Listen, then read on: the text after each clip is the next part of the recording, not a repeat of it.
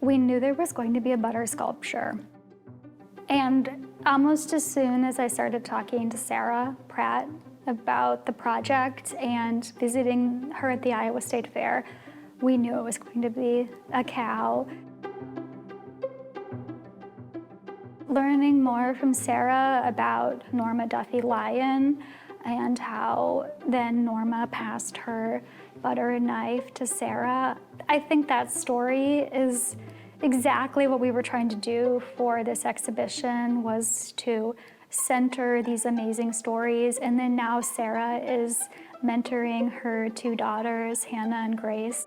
Also, the cow is an icon. Everybody recognizes a giant butter cow. We knew that would be a hook for the entire show.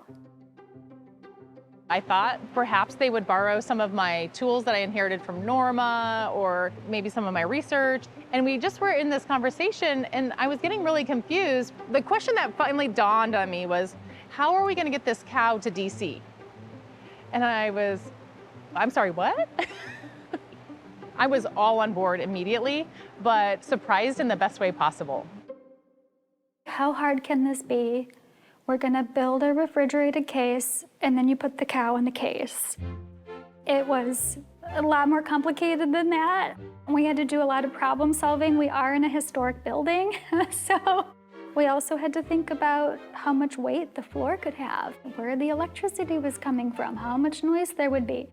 The logistics that I had to help figure out were how to bring 800 pounds of butter to Washington, D.C. That is what I lost sleep over. Another process that was new for me was having a sculpture up for a long time. Most of my sculptures are like 2 weeks max.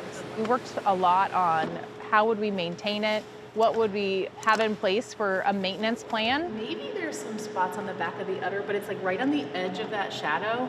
I was an observer and a fan of the sculpture, and about 3 or 4 months after it was completed, we started to notice some little dark spots appearing all over the surface.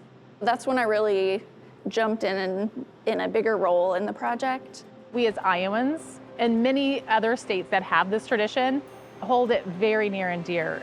I just didn't know how it would be received in DC, like if people would be confused or they'd be excited, and it is just a warm welcome. It's been really fun. The butter cow is such a perfect representation of the entire exhibition. As conservators, we are preserving the material components of artwork, but also are really passionate about preserving the stories and the histories behind them. Butter sculpture has such a fascinating and rich history.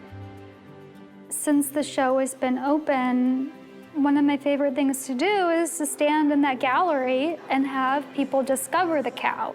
Because they're expecting a cow, but when they see the tail, when they see the veins on the udder, when they see how soulful the eyes are, they're really floored that this has so much character and so much detail. That was really exciting to me, to be able to prove to people that this is really remarkable.